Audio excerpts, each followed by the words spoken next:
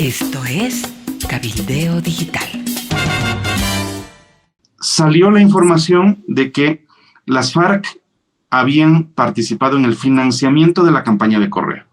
Pero esta es una acusación muy fuerte.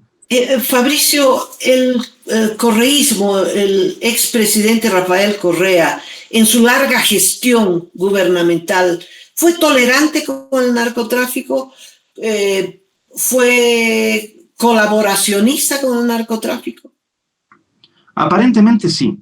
Como compartimos frontera con Colombia, estas organizaciones comienzan a utilizar los puertos de Ecuador, las salidas de Ecuador, para el transporte de su mercadería. Por ejemplo, misteriosamente, durante todos los años de gobierno del correísmo, dejaron de funcionar los radares en 2 de las provincias que dan hacia el Pacífico y que son cercanas también a Colombia.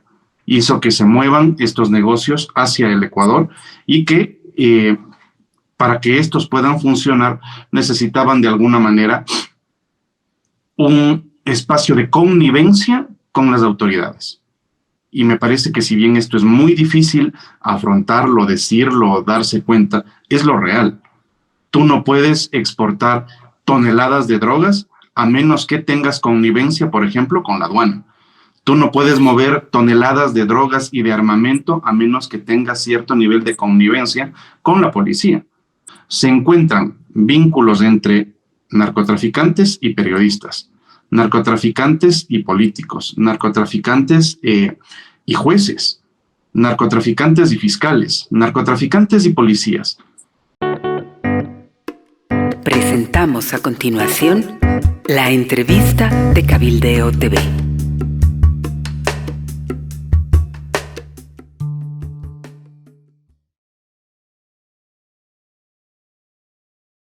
Tiempo de entrevistas acá en el canal YouTube de Cabildeo Digital. Le doy la bienvenida a Fabricio Villamar, que está en el Ecuador y que el tema, por supuesto, es la situación política en el Ecuador tras el levantamiento armado del narcotráfico. Fabricio, qué gusto, un abrazo. Amalia, un placer conversar contigo y con quienes tienen la gentileza de escucharnos. Bueno, Fabricio ha sido parlamentario en su país, es un comentarista político de primera línea.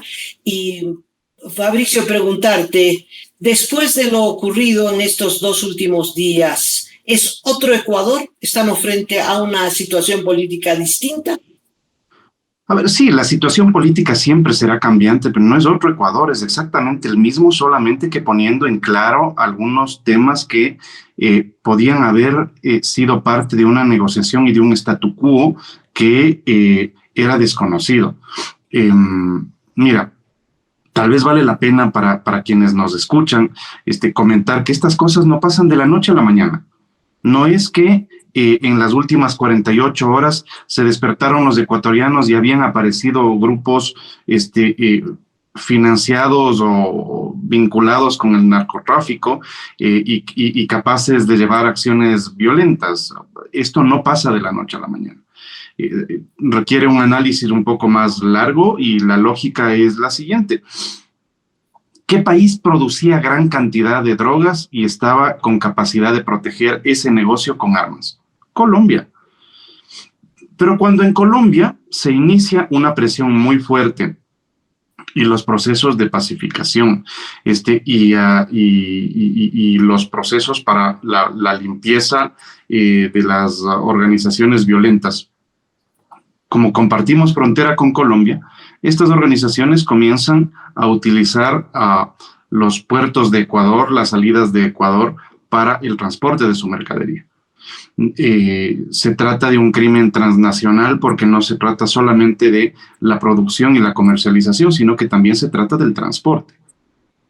Y claro, los países que somos ribereños con el Pacífico y con estas cortas distancias que se puede tener y la existencia de las Islas Galápagos que te permite tener un punto de abastecimiento de combustibles en la mitad del Pacífico para poder moverte, le ponen al Ecuador en una posición muy apetecida por quienes quisieran utilizar el Ecuador como país de tránsito para poder exportar productos prohibidos. Me parece que ese es el primer gran elemento, es decir, lo de Colombia y la influencia pública de la fuerza pública en Colombia hizo que se muevan estos negocios hacia el Ecuador y que para que estos puedan funcionar necesitaban de alguna manera un espacio de connivencia con las autoridades.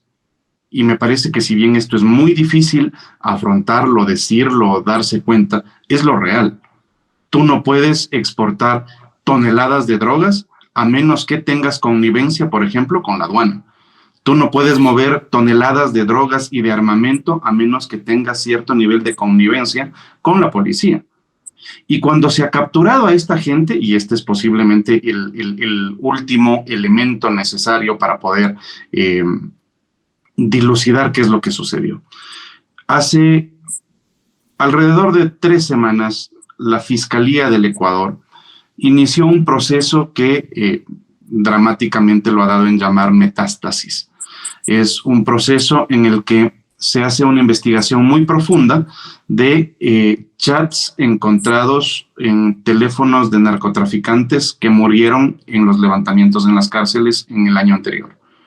Y a partir de la explotación de la información de estos teléfonos, se encuentran vínculos entre narcotraficantes y periodistas, narcotraficantes y políticos, narcotraficantes y jueces, narcotraficantes y fiscales, narcotraficantes y policías. Cuando esto sucede, la fiscal alerta y dice que hay que actuar con mucha fuerza sobre 2 personas, especialmente uno de ellos que aparentemente estuvo involucrado en el asesinato de un ex candidato presidencial y que ahora habrían puesto precio a la cabeza de la fiscal. ¿Y qué es lo que resulta? Pues estas personas se fugan de las cárceles. Entonces, esto te da una noción muy clara de que hay filtraciones internas que permiten este tipo de reacciones. Y claro, cuando el Estado, en el uso legítimo del monopolio de la fuerza, de la fuerza pública, decide actuar, tratar de contener a esta gente, hay levantamientos en las cárceles, se ha tomado como rehenes a más de 150 funcionarios penitenciarios, existió el día de ayer la toma de un canal de televisión, una toma momentánea de alrededor de 20 minutos, pero te imaginarás la espectacularidad que esto implica y cómo la gente del periodismo en todo el mundo regresa a ver, porque esto es algo de película, es decir, que se tomen un canal mientras están en plena transmisión, narcoterroristas para poder hacer no sé, colocar un mensaje, evidentemente le sube muchísimo más el volumen a un conflicto que, siendo tan grave, no es que implica que tú sales a las calles y todo el mundo se está matando, no es así. ¿Ya? Es un momento difícil, pero es un momento que puede ser controlado. Fabricio, el correísmo, el expresidente Rafael Correa, en su larga gestión gubernamental, ¿fue tolerante con el narcotráfico? ¿Fue colaboracionista con el narcotráfico? Aparentemente sí. De hecho, existen algunos elementos que nunca terminaron de clarificarse. Uno de ellos, por ejemplo, es que cuando se dio el ataque a Angostura, aquí otra referencia para irnos unos 10 años atrás, un poco más tal vez. En los conflictos en Colombia, Colombia perseguía a la guerrilla y la guerrilla utilizaba los pases fronterizos entre Colombia y Ecuador para hacer de la selva ecuatoriana un espacio de descanso. Salían a los pueblos fronterizos en donde se curaban las heridas, en donde podían descansar, se iban a algún hotel, en donde compraban el gas, compraban vituallas, podían tener acceso a medicinas. Y claro, en una de estas persecuciones, en donde estos grupos paramilitares en Colombia fugaron al Ecuador, el derecho internacional, la lógica de trato entre naciones implica que tú debías informarle a tu país vecino para que colabore. Como ya no habían tenido suficiente o la necesaria respuesta o la mínima respuesta, pues para esa vez el ejército colombiano decidió atacar un campamento guerrillero de las fuerzas de las FARC en territorio ecuatoriano, lo que ocasionó un conflicto internacional en donde el presidente ecuatoriano estuvo muy enojado con Colombia, pero en el momento en que se hizo la explotación de las computadoras y la extracción de la información que encontraron en este campamento, salió la información de que las FARC habían participado en el financiamiento de la campaña de Correa. Este es un tema que nunca se terminó de aclarar. Que le costó el puesto a un ministro de gobierno, a un subsecretario, alguna cosa así, pero esta es una acusación muy fuerte y nunca se terminó de aclarar. Un segundo elemento es que las famosas pandillas urbanas que tanto daño le han hecho, por ejemplo, a El Salvador, en el Ecuador fueron visibilizadas y de hecho plantearon la incorporación de estos grupos irregulares, de estas pandillas, con respaldo político. No solo eso, sino que uno de los representantes de una de estas pandillas fue candidato por el correísmo. No solo eso, en algún momento terminó como presidente encargado de la Asamblea de la República. Entonces, no es que son accidentes, ahí existió una política pública de contacto cercano con grupos violentos y aparentemente también con grupos narcoterroristas, ¿no? Lo concreto es que el apogeo del narcotráfico empieza y se desarrolla en el gobierno de Correa. Ese es el hecho. A ver, es que no es una cosa tan clara. Lo que decimos es, esto no sucedió de la noche a la mañana. Y también vale la pena analizar lo que dice el correísmo. El correísmo dice que recibió un país que tenía 17 muertes por cada 100,000 habitantes y que cuando ellos salieron del gobierno entregaron un país con 5 muertes por cada 100,000 habitantes, siendo el segundo país con menos índice de muertes violentas en América, el segundo país en América. Y tal vez es cierto, pero lo que se trata de dilucidar es si no existía ahí un acuerdo previo, una especie de quid pro quo, en donde, por ejemplo, misteriosamente durante todos los años de gobierno del correísmo, dejaron de funcionar los radares en 2 de las provincias que dan hacia el Pacífico y que son cercanas también a Colombia. Entonces, tienes una provincia en la que se han encontrado más de 180 mini aeropuertos que no son regulados. Entonces, sí, puedes tener mucha paz, pero lo que se presume es, llegamos a ese punto de paz por negociaciones con los violentos. Entonces, valdría la pena justipreciar si es que tiene sentido que el Estado entre a un proceso de negociación con organizaciones narcodelictivas para poder mantener la paz, o si es que la lógica es que en el uso del monopolio de la fuerza, tú proscribas este tipo de actividades y claro, cuando comienzas a apretar a esta gente, tienes respuestas violentas como las que estamos teniendo, ¿no? Es lo que está pasando en México también, ¿no? El gobierno decidió atenuar la violencia haciendo un pacto con los narcos, ¿no? El asesinato de Fernando Villavicencio, candidato a la presidencia, periodista, que fue el hecho que puso en evidencia la fuerza del narcotráfico en el Ecuador. Un candidato a la presidencia es asesinado saliendo de un mitin político, bien al estilo narco como en Colombia. ¿El correísmo estaba detrás de esto o era un asesinato de los narcos? ¿Cuál era el motivo de este asesinato? ¿Quién lo mató?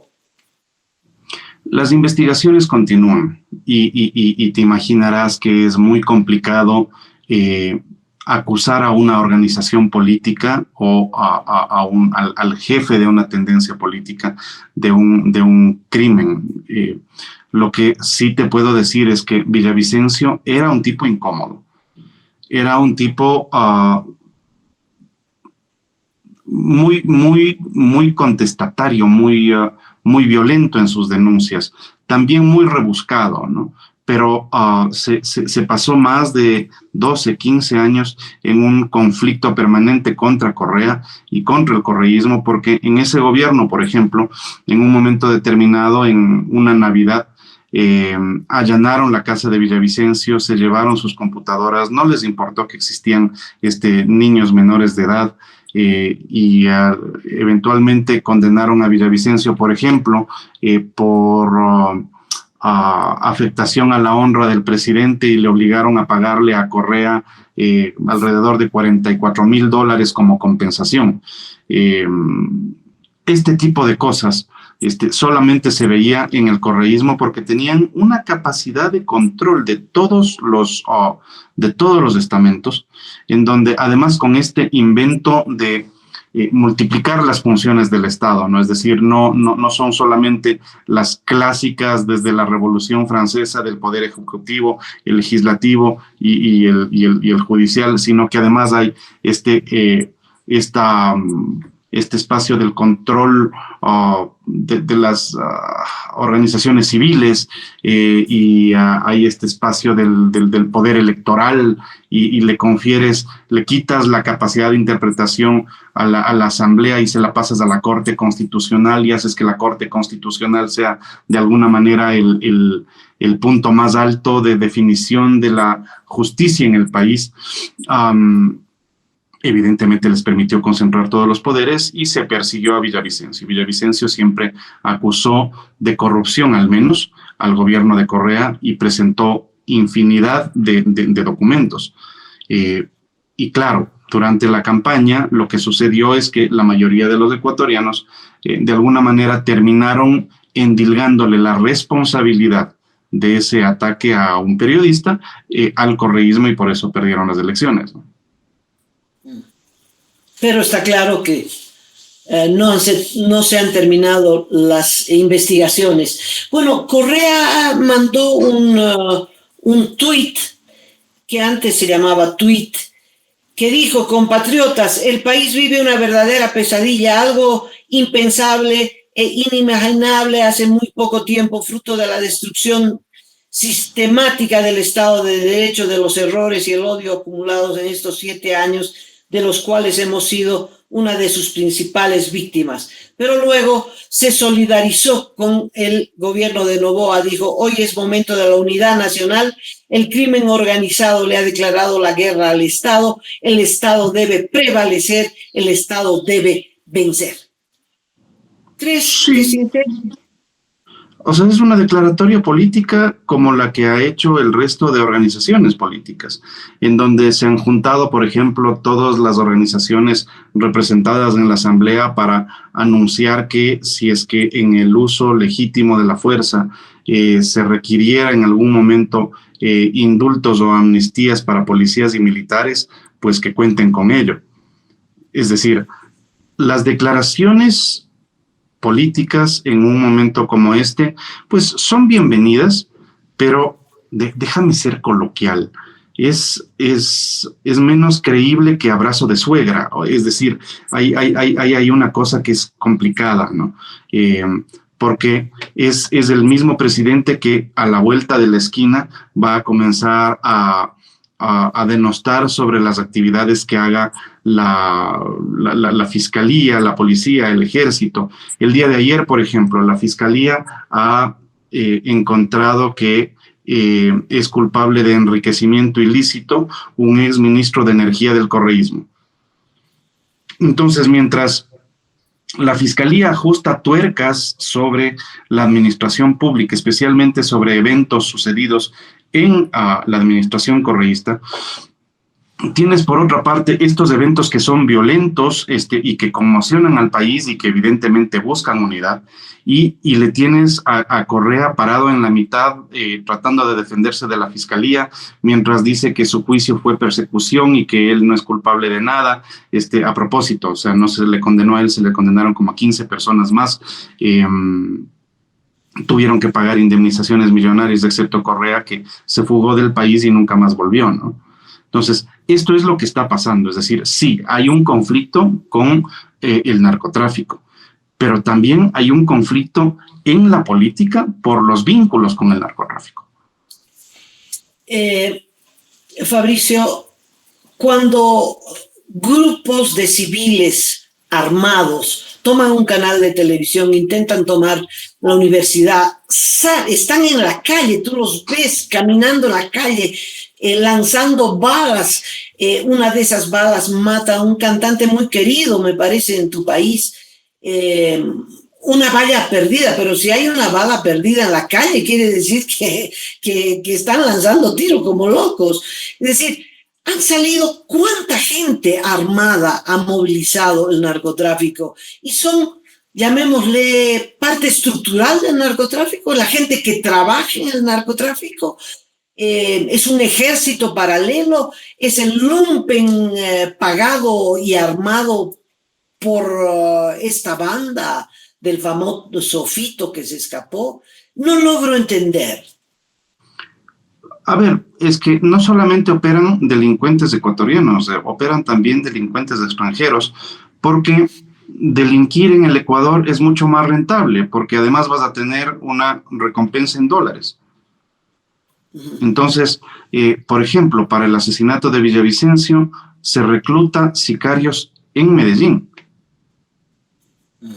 Y aparentemente el precio era de alrededor de $10,000. $10,000 para alguien que vive en la marginalidad, que tiene una historia de pobreza, una historia de violencia alrededor suyo, es posiblemente la solución a muchos problemas.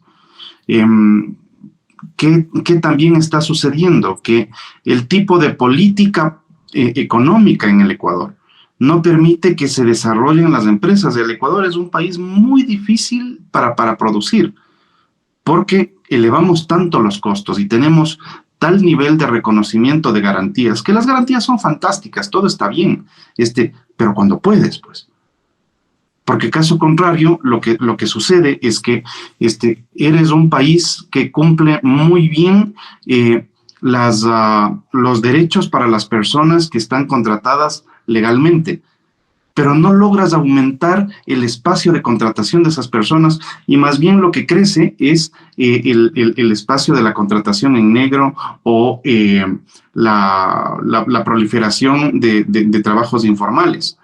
Entonces, cuando tú eres sobregarantista, que sería maravilloso que nosotros podamos ofrecer lo que ofrece Suiza a nuestros habitantes, pero no es nuestra realidad. Entonces terminas estrangulando al sector productivo.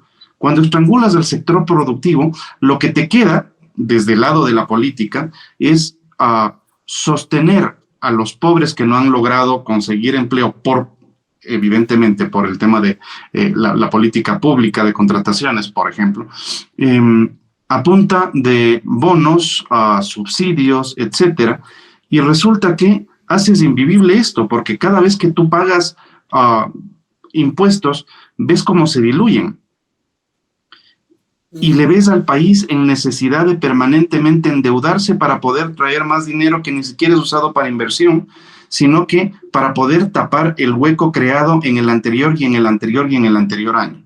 Entonces, esto no tiene salida si no hay una salida desde la economía. Esto no tiene una salida si además no hay una salida también desde la política. Mira, el conflicto nace en la política, yo estoy convencido de eso. Es decir, si es que tú permitiste que de alguna manera dinero sucio financie campañas, por donde haya sido, evidentemente te hipotecaste. No solamente es el caso de Villavicencio, también salió el caso, por ejemplo, de un alcalde de Manta, ciudad portuaria, en donde este alcalde que inicialmente causó una terrible conmoción y tanta tristeza, pobrecito, cómo le asesinan a este alcalde que era tan bueno. Bueno, resultó que era el tipo que alertaba cuando podían mandarse los embarques. Y claro, en un mal momento con los operadores, es un tipo que termina siendo asesinado. Porque además hay un lío entre las bandas que operan por el control del territorio. Es decir, no solamente son estas instituciones fuera de la ley, sino además son estas instituciones fuera de la ley enfrentadas entre ellos también por control del territorio. Bueno, pero si hay algo extraordinario que tiene el Ecuador es a la fiscal general. Cuéntame un poquito de ella. Ella llega al cargo... ¿Cómo se llama, perdón, si me ayudas a recordar? A Lady Diana Salazar. La fiscal general. La fiscal general.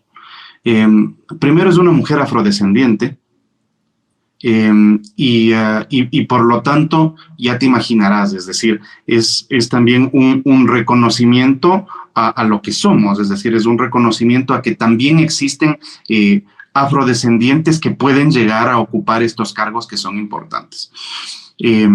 Ha tenido siempre mucha oposición de Correa, intentos de llevarla a juicio político, pero ella llega luego de que existieron dos fiscales absolutamente cercanos y funcionales al correísmo. Tanto que en algún momento fueron destituidos por la Asamblea, al igual que fue destituido el Contralor cuando se encontraron vínculos reales de negocios que se hacían y cómo tú podías utilizar la Fiscalía para la persecución de los adversarios políticos, Verbigracia, lo de Villavicencio, y otra gente más.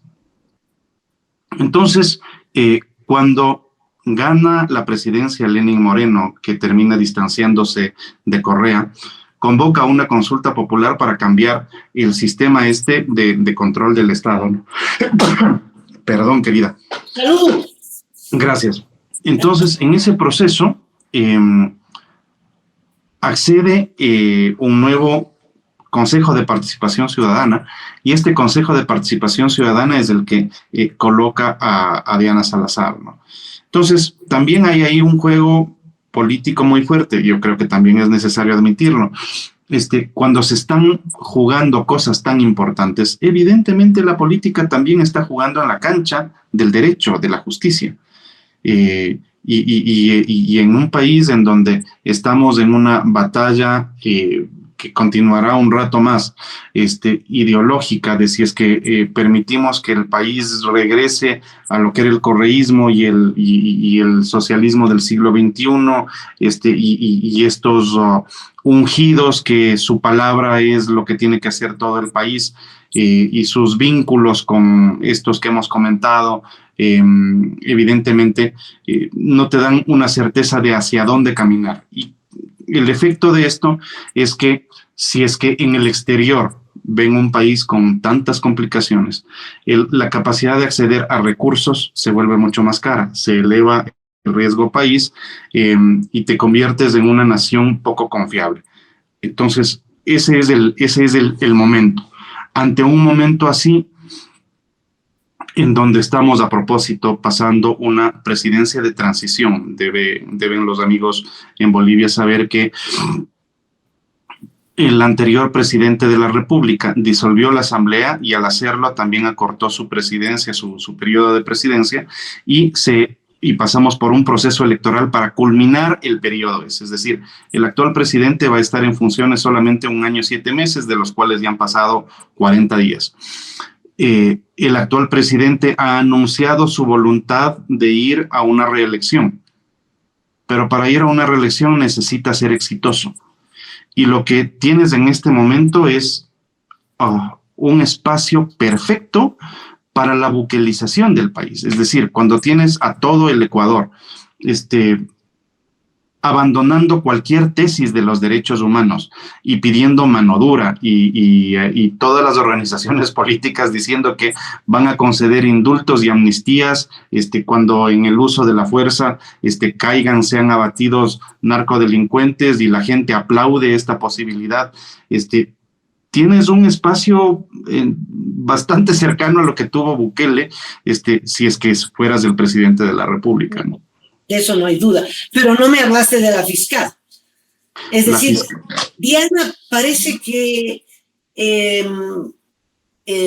bendita sea, ha tomado en serio su trabajo y está, bueno, mencionaste el caso Metástasis, haciendo valer la ley y luchando contra la corrupción en serio. Sí, o sea, ahí hay una batalla que es importante, de muchas más que están pendientes. Se ha ganado de alguna manera el reconocimiento de los grupos anticorreístas, como te imaginarás, era bastante previsible, y no deja de ser un personaje interesante ya en la esfera latinoamericana. Vamos, tampoco será sorpresa que antes de lanzar el caso Metástasis, la fiscal hizo una gira de acercamiento con el Departamento de Estado y con el Departamento de Justicia de los Estados Unidos, porque para meterte en una cosa así de fuerte necesitas tener certeza de que vas a tener respaldo internacional, ¿no? Entonces, se ha convertido en una mujer que tiene una buena calificación, una buena aceptación, y no faltan voces que la califican como presidenciable. Bueno, la última, Daniel Noboa, el presidente, este joven presidente, el más joven, me parece, de la región, sí, que va a estar poco tiempo, pero por supuesto buscará la reelección. ¿Crees que pueda agarrar la sartén por el mango? ¿Crees que tenga la fuerza, tenga la visión, no la experiencia porque no la puede tener, pero la visión, la certeza de cómo encarrilar esta lucha tan difícil con una fuerza transnacional poderosísima? Lo que pasa es que es una posición muy cómoda la del presidente en este momento, a pesar de lo que se pueda pensar, te digo, hablando en términos político-electorales. Porque el presidente es el que dicta el decreto según el cual las Fuerzas Armadas y la policía declaran objetivos militares a las organizaciones narcoterroristas, y además con nombres. O sea, son los Nietas, son los Latin Kings, son los Chone Killers, son los Lobos, son etcétera, y los describes. ¿Perdón? Son 22 en total, ¿no? Sí, y los califica como objetivos militares. Por lo tanto, el presidente cumplió su parte. En el momento en que las Fuerzas Armadas, por ejemplo, logran la pacificación, el aplauso, claro que será a las Fuerzas Armadas, pero la cosecha política es del presidente. Entonces, está en esa posición en este momento, en donde, claro, esa es de alguna manera la preocupación inmediata, aunque, como te decía, el verdadero problema está en lo económico. Entonces puede levantarse muy fácilmente con un triunfo que no es conseguido por él, es conseguido por el uso de la fuerza pública en determinados espacios, que además estaba pensando que creo que vale la pena hacer un reconocimiento, porque a pesar de tener facultad para el uso letal de la fuerza, más bien lo que han hecho es procesos de captura muy exitosos. Entonces tendrás, qué sé yo, 10, 12, 15 subversivos muertos, pero tienes 300 capturados. Y eso dice muchísimo de la profesionalización de las Fuerzas Armadas, porque no se trató de grupos que salen a disparar a mansalva, sino que hacen un ejercicio de hacer valer la potestad estatal, cuidando además la vida de los ciudadanos, incluso de esos ciudadanos, ¿no? Porque hay ese riesgo de que esto se vaya de las manos.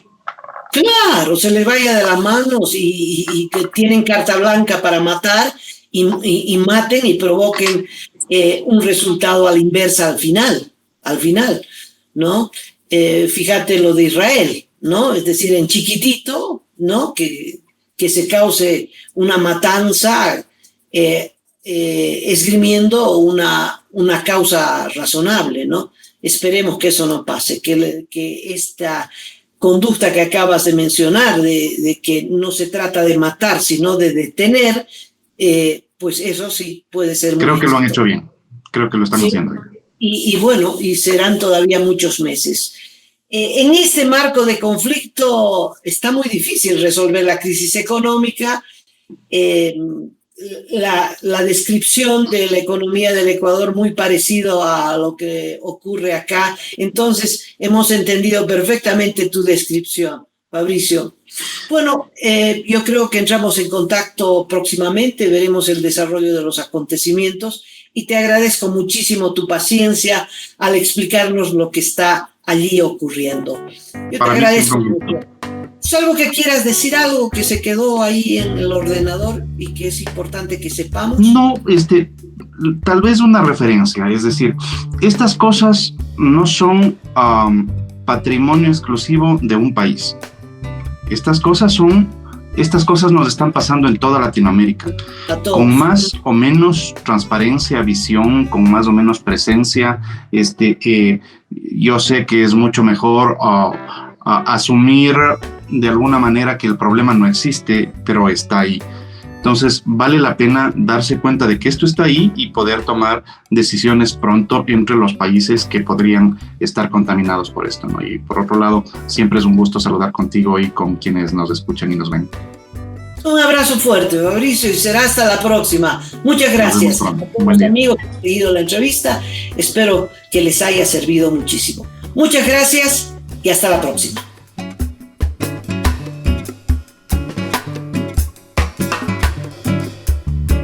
Aporta a Cabildeo Digital y apoya al periodismo independiente.